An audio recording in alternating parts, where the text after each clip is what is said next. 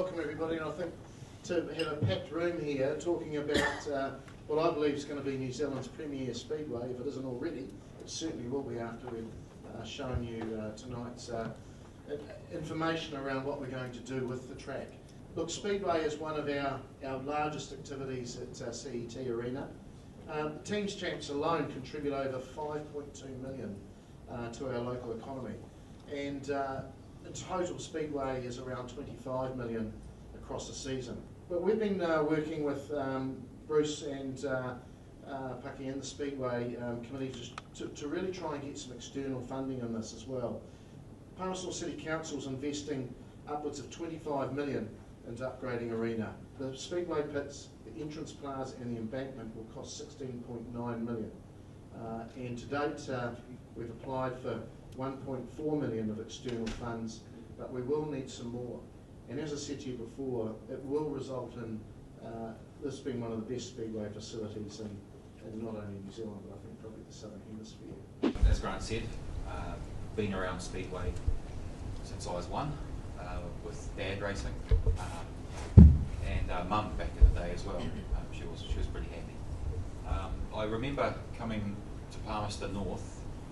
First thing I remember as a young fella, the only thing I actually remember as a young fella was the palm trees. I don't remember much of the racing, but my background is in architecture. I'm a commercial architect. Most of my work has been in large office buildings and commercial developments. I never really thought ever I'd get an opportunity to work on a speedway. And in the last 18 months, I've got a Collindale, a Waikaraka Park, and now Palmerston North, which has been amazing. And by far, this has been the easiest path and a very motivated council to get something good done. That's what we've got. We all know this. We can see it from the air there. The master plan looks a bit like that. First stage works is the entrance plaza and setting up this main concourse through here, the pits, all the way along Cuba Street. Master plan anticipates a new grandstand here with corporate facilities, a new indoor arena, sports centre, 4 to 6 indoor courts here, and buildings around the edge here. First stage, which we're tendering at the moment, aiming for construction start end of February, is effectively this bit.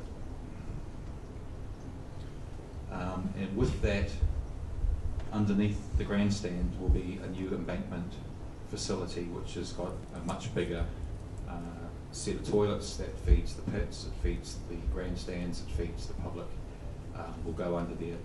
And it will also have the concourse set up for, in the interim, much more temporary seating can sit on top of that. So there's a possibility to increase the capacity here as well. The key part here is this new entrance plaza, which is effectively a continuation of the Cuba Street development. So it's trying to, what it will do is create the entrance to the arena as a bookend back to the town square through Cuba Street. The idea being that for big game days, for big speedway events, there's a bit of preloading goes on in town, and then pedestrian walking down Cuba Street, straight into the corner over here, and into the arena. When we were looking at the design, there was some previous work which basically shifted everything to the other end to separate the vehicles from the people. When we looked at this in more detail, we sort of looked at the idea of actually having the people and vehicles together as something Speedway's always done, and done quite well. In the land of health and safety now, we came up with an idea of actually putting a bridge across from that entrance plaza straight into the spectator seating in the arena around the track. But that allows people to still engage with the cars on the dummy grid. It brings the excitement to the front, and it doesn't try and build fences between all the activities. The pits, just so we're clear on scale, these grassed areas are 18 metres. So if you think your biggest kind of truck, we're getting up around 17, we should be able to get everything parked on the grass. This strip here is 6 metres, and that's near level concrete, as near level as we can make it, and still have rainwater run off it. So we're trying to set up nice flat concrete pads as near as you can get for setups, and then this zone through here is 12 metres wide. So this is the backwards and forwards 2 lanes. So race cars set up back to back with 12 metres between. So set up and set down, there's 22 metres of paving, and plenty of room. I mean, most places we go, we're really only given 14 metres or so to try and park the rigs and unload, and it's a mess. So this one gives everybody 18 metres, whether you're in a ute or whether you're in a semi-rig. Inside the pits, on all the lighting towers, I think every second one comes with power and water. And we're just going through a process at the moment of running an underground compressed air line. So with a pit between every 2 pits with access into compressed air. Lighting is 400 lux, horizontal. So the general ambient lighting we have, I think, or talk space, sort of up around 250. 250. So we're going 3 to 400 lux. Just notice these guys.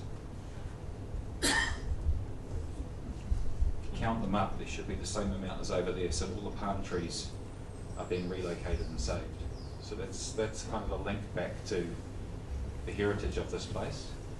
And this is just a little overview.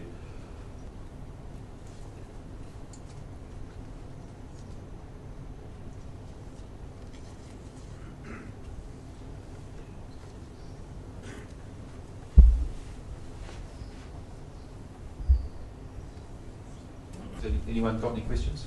Yep. Got a whole list. Are we going to be here or what? Once the pedestrian plaza concourse bridge opens, are the turnstiles at Waldegrave Street and Cuba Street closed? No, Waldegrave stays open. Yeah. The turnstiles come to the end of the bridge. Okay. Well, that will be dependent on what can be afforded to be built.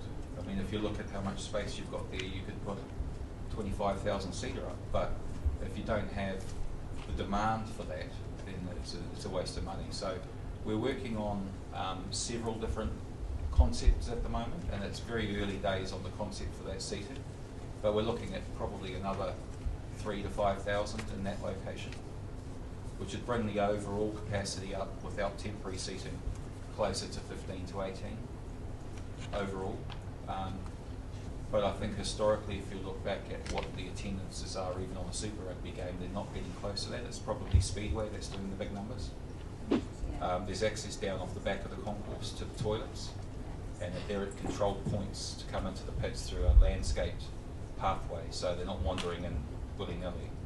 So it's to keep the pits open to the public, but set up that height for the grandstand later on. So yeah, pits are open to public, but we're trying to control where they come down into the pits, so they're not just wandering in through rigs and trucks. They're coming in at known locations.